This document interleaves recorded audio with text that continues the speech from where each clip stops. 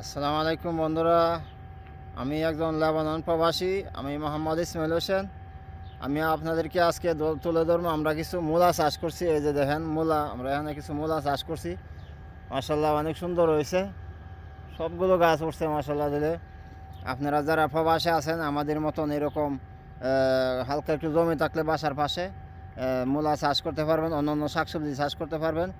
মূলা চাষ করবেন কীভাবে? বিচিগুলা একটা যে কোনো একটা ডালা দিয়া গোটা দিয়ে দিয়া দুইটা করে একটা করে বিচি দিয়ে দিবেন। এভাবে এরকম আমরা মতন এরকম কেল তুলবেন, কেল তুললে কেলের সাইডে দিয়া এরকমভাবে ডালা দিয়ে দিয়ে গোটা দিয়ে দিয়ে দিয়ে দিবেন বিচিগুলা।